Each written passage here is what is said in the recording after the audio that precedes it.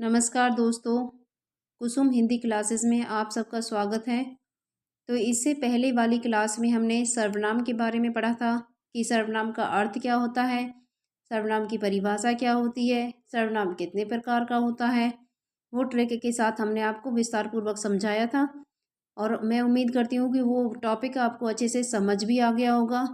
आप जो भी मैं जिस भी टॉपिक के ऊपर वीडियो बनाती हूँ उस वीडियो को आप पूरा देखिए, तभी वो टॉपिक आपको अच्छे से समझ में आएगा और एक बार आपने पढ़ लिया तो आप उस टॉपिक को कभी भी नहीं भूल पाओगे। तो आज हमारा टॉपिक है विशेषण। कि आज हम विशेषण के बारे में चर्चा करेंगे, इसके बारे में बात करेंगे कि विशेषण होता क्या है, इसकी परिभाषा क्या होती है, विशेषण विशेषण में क्या अंतर होता है, विशेषण कितने प्रकार का होता है और विशेषण की हम कैसे पहचान करेंगे। तो चलिए शुरू करते हैं। विशेषण परिभाषा, संज्ञा या सर्वनाम की विशेषता बताने वाले शब्दों को विशेषण कहते हैं। और विशेषण में अंतर देखिए।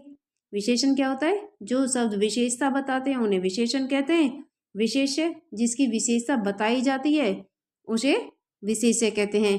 तो इससे आपको पता चल गया है कि जो शब्द विशेषता बताते हैं उन्हें विशेषण कहते हैं और जिसकी विशेषता बताई जाती है उसे विशेष्य कहते हैं। जैसे मोटा लड़का हंस पड़ा या मोटा लड़का रो रहा है, तो इसमें विशेषण क्या है? मोटा। क्योंकि ये मोटा शब्द है वो लड़के की विशेषता बता रहा है कि वो लड़का कैसा है? मोटा। तो लड़का क्या हो गया? विशेष्य। विशेष्य को संज्ञा भी कहते हैं, इसे संज्ञा शब्द भी कहा जाता है। तो अब हम बात करते हैं विशेषण के भेद, यानी विशेषण कितने प्रकार का होता है। विशेषण 4 प्रकार के होते हैं। इसकी हमने एक छोटी सी ट्रिक भी बनाई है, SGSP। एक S के साथ G है और एक S के साथ P है। S का अर्थ है, पहले वाले S का सार्वनामिक, G से गुणवाचक, S से संख्यावाचक, P से परिमाणवाचक। तो इस प्रकार ये 4 भेद हैं। इस ट्रिक को आप 2-3 बार दोहराएंगे, अपने मन में याद करेंगे तो ये आपको अच्छे से याद हो जाएगी और कभी भी आप इसको नहीं भूलोगे। SGSP, S से सार्वनामिक, G से गुणवाचक, S से संख्यावाचक, P से परिमाणवाचक। इतना आपको समझ आ गया होगा कि विशेषण क्या होता है, उसकी परिभाषा क्या होती है और विशेषण में क्या अंतर होता है। विशेषण आपको पता चल गया, जो शब्द विशेषता बताते हैं उसे विशेषण कहते हैं, जिसकी विशेषता बताई जाती है उसे विशेष्य कहते हैं। जैसे मोटा लड़का हंस पड़ा, तो इसमें लड़का क्या है? विशेष्य है, संज्ञा शब्द है, और मोटा विशेषण है। मतलब मोटा जो शब्द है ये लड़के की विशेषता बता रहा है। तो यही हमने डेफिनेशन में, इसकी परिभाषा में बताया था। जो शब्द विशेषता बताते हैं उन्हें विशेषण कहते हैं और जिसकी विशेषता बताई जाती है उसे विशेष्य कहते हैं। तो मोटा शब्द लड़के की विशेषता बता रहा है, इसलिए मोटा विशेषण है और लड़का विशेष्य। इतना आपको समझ आ गया होगा। चलिए अब हम आगे चलते हैं। विशेषण के जो भेद हैं, उसके जो प्रकार हैं, उनके बारे में विस्तार पूर्वक चर्चा करते हैं। सबसे पहला है हमारा S से सार्वनामिक विशेषण। मैंने बताया था SGSP, S से सार्वनामिक विशेषण।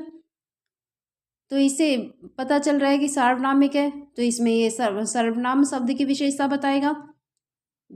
इसकी परिभाषा देखिए, जब सर्वनाम शब्द किसी संज्ञा शब्द की विशेषता बताए या विशेषण की तरह प्रयोग किए जाएं। इसमें थोड़ा सा चेंज है। जब सर्वनाम शब्द किसी संज्ञा शब्द की विशेषता बताए या विशेषण की तरह वो प्रयोग किया जाए। क्या प्रयोग किया जाए विशेषण की तरह? सर्वनाम शब्द। तो तब वे सार्वनामिक विशेषण कहलाते हैं। जैसे उदाहरण से, ये आपको जो डेफिनेशन है थोड़ा लगती होगी, कठिन लगती होगी, लेकिन उदाहरण से हमें ये सब कुछ समझ आ जाता है।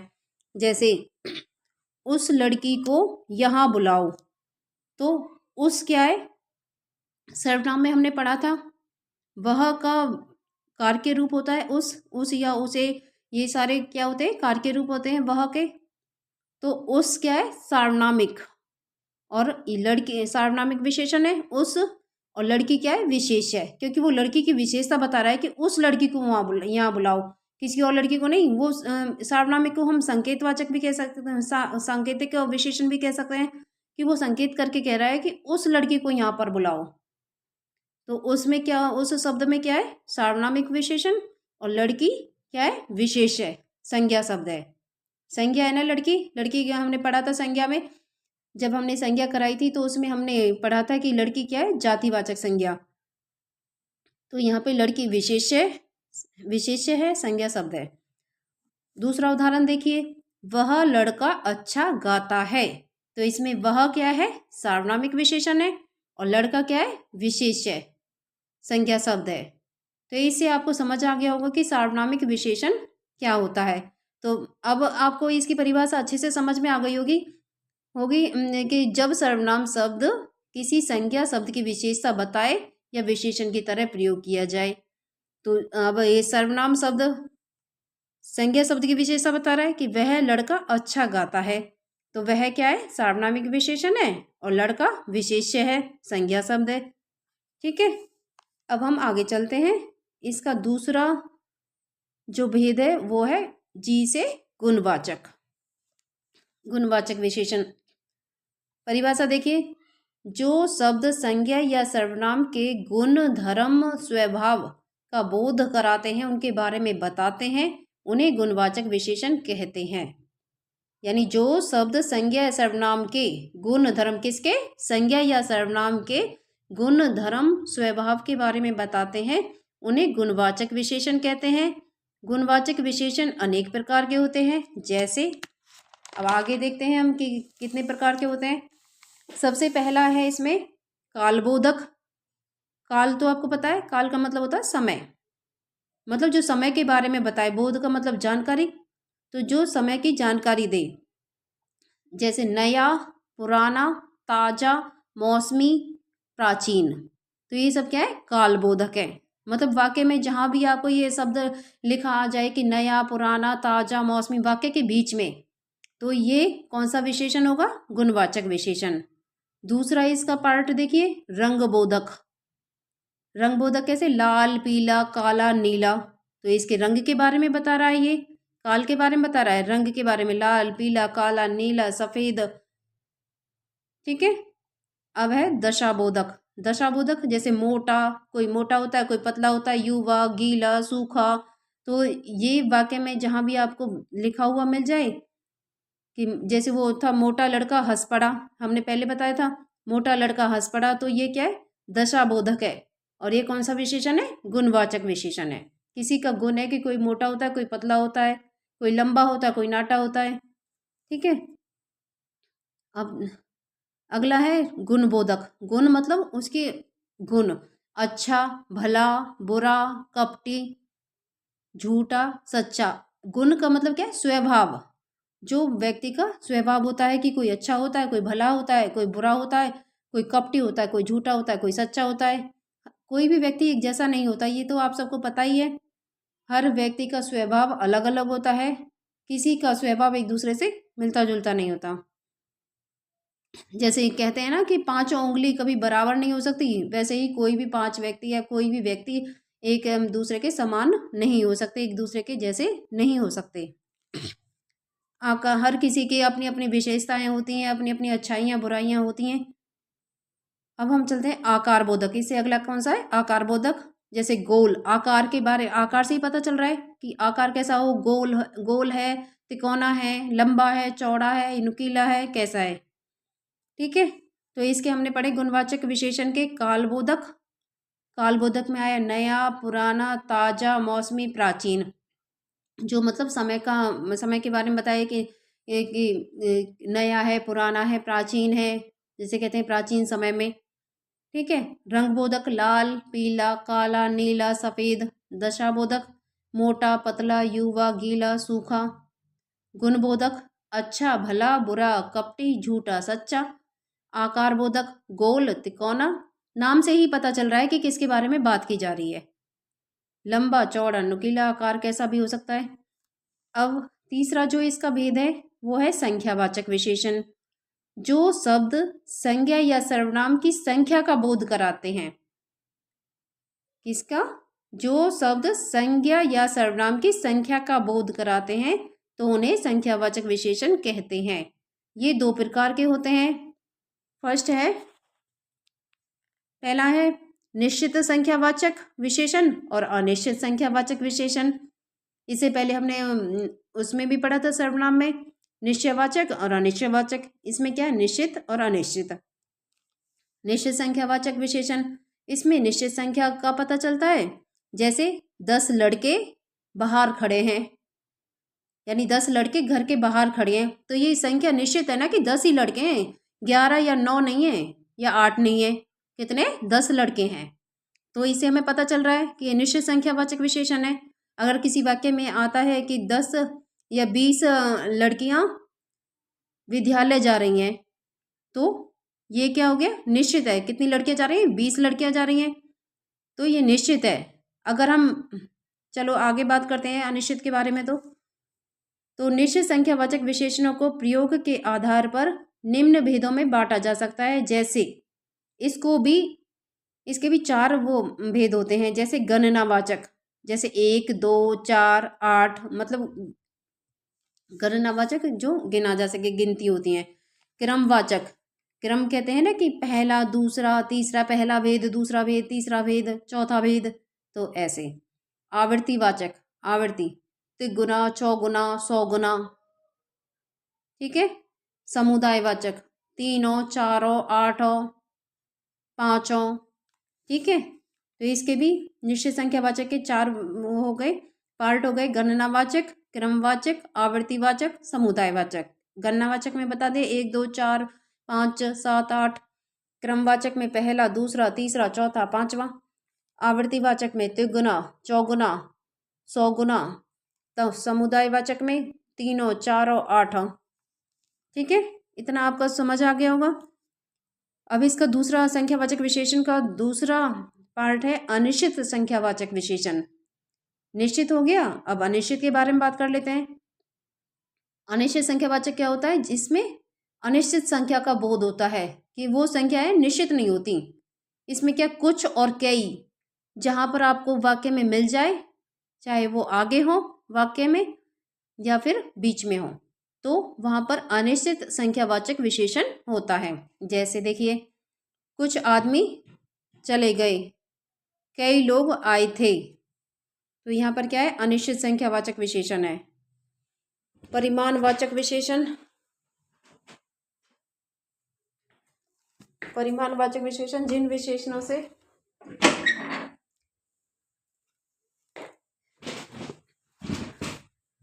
परिमाणवाचक विशेषण के बारे में बात करते हैं। जिन विशेषणों से संज्ञा या सर्वनाम के परिमाण का बोध होता है, यानी उसकी मात्रा का बोध होता है, तो वो क्या होता है, परिमाणवाचक विशेषण। तो इसके भी 2 भेद होते हैं, निश्चित परिमाण और अनिश्चित परिमाण। निश्चित परिमाणवाचक और अनिश्चित परिमाणवाचक। निश्चित परिमाणवाचक में देखिए, जैसे 10 किलो घी, 2 किलो दूध, मतलब मुझे 2 किलो, आज 2 किलो दूध चाहिए, मुझे 10 किलो घी चाहिए। तो इसमें संख्या है जो वो निश्चित है, परिमाण की मात्रा है जो वो निश्चित है कि 10 किलो घी चाहिए, 2 किलो या 4 किलो नहीं चाहिए, उसे कितना चाहिए, 10 किलो घी, ठीक है। इतना समझ आ गया होगा। दूसरा है अनिश्चित परिमाणवाचक, जैसे बहुत घी, थोड़ा दूध, तो इसमें बहुत और थोड़ा है, तो ये क्या है, अनिश्चित है, निश्चित नहीं है। इसमें निश्चित में तो हमने बताया था, इसमें संख्या दे रखी थी कि कितना चाहिए, उसे 10 किलो घी चाहिए। अनिश्चित में बहुत घी चाहिए, कितना चाहिए ये नहीं पता है। तो हमने विशेषण पढ़ लिया, विशेषण के भेद पढ़ लिए, विशेषण और विशेषण में अंतर देख लिया, और विशेषण के भेदों में के बारे में पढ़ लिया। तो अब हम बताते हैं कि प्रीविशेषण क्या होता है। प्रीविशेषण देखिए, वे शब्द जो विशेषणों की विशेषता बताते हैं उन्हें प्रीविशेषण कहते हैं। जैसे वह बहुत तेज दौड़ता है, तो इसमें तेज क्या है, विशेषण हो गया, और बहुत क्या है, प्रीविशेषण। यानी वाक्य में जहाँ भी आपको बहुत शब्द लिखा मिल जाए, तो वहाँ पे और पूछा जाए कि इसमें कौन सा विशेषण है, ऑप्शन में प्रीविशेषण दे रखा हो, तो आप उसी को टिक करोगे, ठीक है।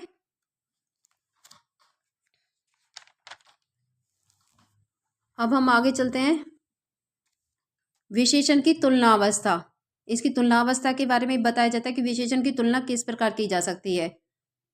जैसे इन्हें विशेषण की तुलनावस्था मतलब इन्हें तुलनात्मक विशेषण भी कहा जाता है।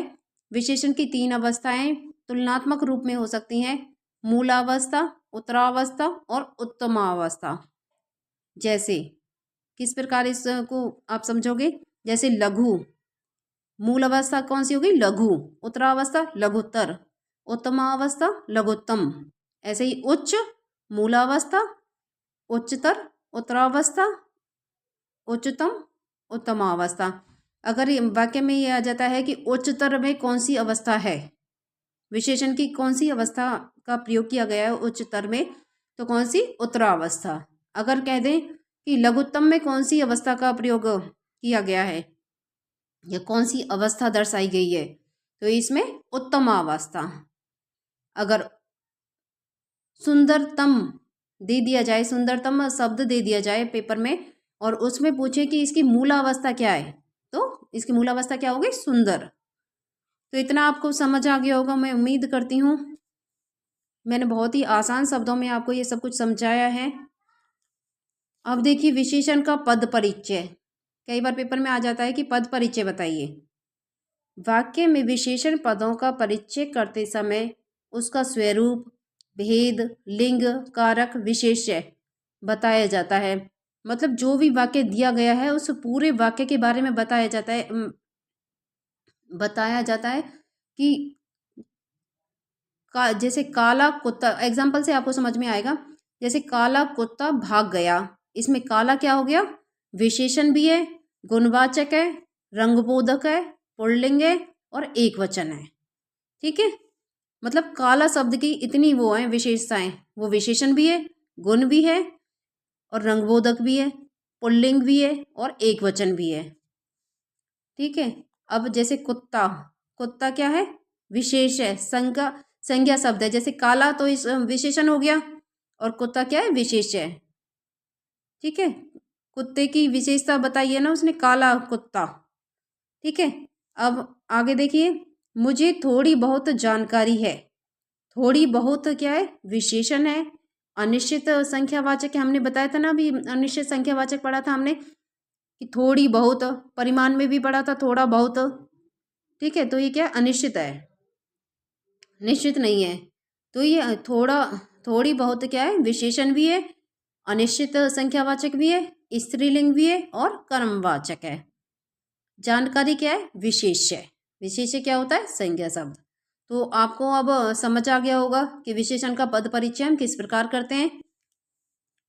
ठीक है, विशेषण के बारे में हमने पूरा विशेषण का टॉपिक हमने कर लिया है कि विशेषण की परिभाषा क्या होती है, विशेषण विशेष्य में अंतर क्या होता है, विशेषण के भेद क्या होते हैं, विशेषण की ट्रिक क्या है, SGSP। S से सार्वनामिक विशेषण या संकेतवाचक विशेषण भी कह सकते हैं, G से गुणवाचक विशेषण, S से संख्यावाचक विशेषण, P से परिमाणवाचक विशेषण। सार्वनामिक हमने पढ़ लिया, गुणवाचक, गुण के दशा अवस्था के बारे में बताया जाए। संख्यावाचक के भी 2 भेद हैं, निश्चित संख्यावाचक और अनिश्चित संख्यावाचक। परिमाणवाचक के भी 2 भेद हैं, निश्चित परिमाणवाचक और अनिश्चित परिमाणवाचक। और हमने प्रिविशेषण के बारे में पढ़ा है कि वे शब्द जो विशेषणों की विशेषता बताते हैं। अब तक तो हम क्या बता रहे थे कि संज्ञा और सर्वनाम शब्द की विशेषता, लेकिन प्रिविशेषण किसकी विशेषता बताता है, विशेषणों की विशेषता बताता है, तो उन्हें क्या कहा जाता है, प्रिविशेषण। तो एग्जाम्पल हमने देख लिया कि वह बहुत तेज दौड़ता है। तो जहाँ भी वाक्य में आपको बहुत शब्द नजर आए तो वहाँ पे पूछा जाए, ऑप्शन दे रखे हों कि ये गुणवाचक विशेषण है, परिमाणवाचक है, प्रिविशेषण है या अनिश्चित संख्यावाचक है, तो आप प्रिविशेषण को टिक करके आओगे। तो ये आपका, एक बार आपने ये पूरा टॉपिक पढ़ लिया, अच्छे से सुन लिया, तो आप इसमें कहीं भी गलती नहीं करोगे, इतनी मैं उम्मीद करती हूँ। तो इसलिए हर टॉपिक को आपको अच्छे से पढ़ना है, अच्छे से उसे समझना है। अब हम चलते हैं इसके अभ्यास कार्य की तरफ। एक बार इसका अभ्यास कार्य मैं इसलिए कराती हूँ क्योंकि इससे पूरे उसका रिवीजन, जो भी टॉपिक पढ़ाया जाता है उसका रिवीजन एक बार हो जाता है। इस तरह के क्वेश्चन ही पेपर में आते हैं जिनमें हम कंफ्यूज हो जाते हैं, जिनमें बच्चे कंफ्यूज हो जाते हैं, तो एक बार अभ्यास कार्य हम करना जरूरी है। तो अभ्यास कार्य देखिए, पहला प्रश्न है हमारा, निम्नलिखित में से विशेषण का कौन सा प्रकार नहीं है। विशेषण का प्रकार पूछा है, ध्यान से सुनना। पहला है गुणवाचक, दूसरा है संख्यावाचक, तीसरा है प्रश्नवाचक और चौथा है परिमाणवाचक। अब वाचक वाचक शब्द तो सारे में आ रहा है, चारों ऑप्शन में आ रहा है, लेकिन हमारा कौन सा है, हमने अभी पढ़ा था ना SGSP, हमने विशेषण की ट्रिक पढ़ी थी SGSP। S से सार्वनामिक विशेषण, G से गुणवाचक विशेषण और S से संख्यावाचक विशेषण और P से परिमाणवाचक विशेषण। इस ट्रिक को भी आप ध्यान से पढ़ लोगे ना, 2-3 बार अपने माइंड में रिवाइज कर लोगे, दिमाग में एक बार 2-4 बार उसे दोहरा लोगे, 2-4 बार बोल लोगे, तो भी आपको ये विशेषण टॉपिक अच्छे से समझ आ जाएगा।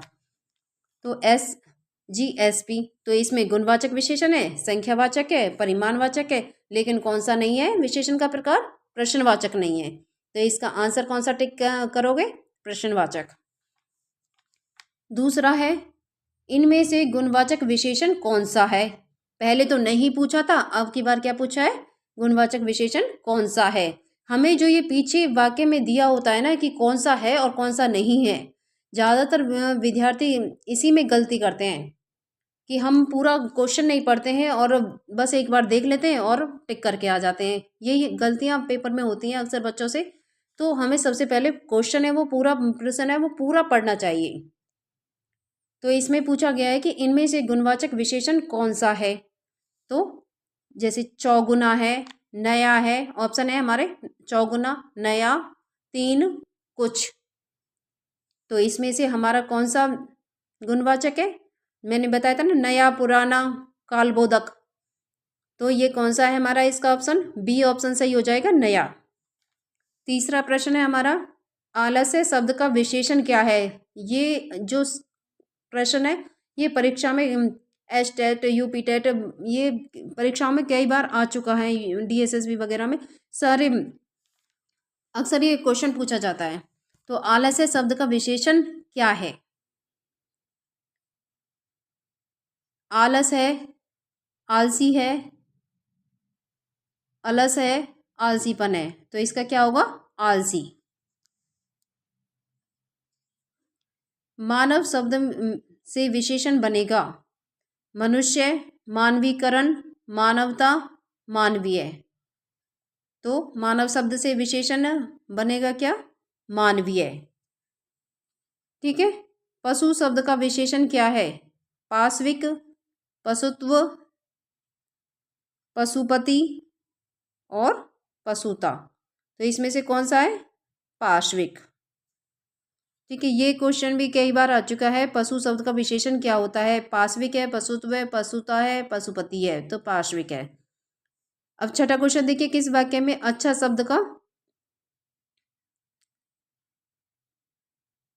मुझे इस आलस्य शब्द का विशेषण है इसमें थोड़ा सा डाउट है, इसको मैं क्लियर करूंगी बाद में। अगला ये छठा क्वेश्चन है हमारा, किस वाक्य में अच्छा शब्द का प्रयोग विशेषण के रूप में हुआ है। तुमने अच्छा किया जो आ गए, यह स्थान बहुत अच्छा है। इसमें क्या पूछा है, किस वाक्य में अच्छा शब्द का प्रयोग विशेषण के रूप में हुआ है। तुमने अच्छा किया जो आ गए, यह स्थान बहुत अच्छा है, अच्छा तुम घर जाओ। चौथा है, इसका डी ऑप्शन है, अच्छा है वह अभी आ जाए। तो इसमें कौन सा आंसर होगा आपका, यह स्थान बहुत अच्छा है, क्योंकि उस स्थान की विशेषता बताई जा रही है। क्या पूछा है हमें, विशेषण पूछा है, तो स्थान की विशेषता बताई जा रही है। तो इसमें कौन सा बी ऑप्शन आपका बिल्कुल करेक्ट हो जाएगा। तो चलिए आज की क्लास हम यहीं समाप्त करते हैं, और आपको संज्ञा, इससे पहले वाली क्लास संज्ञा सर्वनाम हमने जो पढ़ाया था उसका लिंक डिस्क्रिप्शन में मिल जाएगा, आप देख लेना है एक बार। आप एक बार ये सारे टॉपिक अच्छे से पढ़ लोगे, पूरी क्लास देख लोगे, तो आपको पूरा कहीं भी कोई कन्फ्यूजन किसी प्रकार का नहीं रहेगा। धन्यवाद।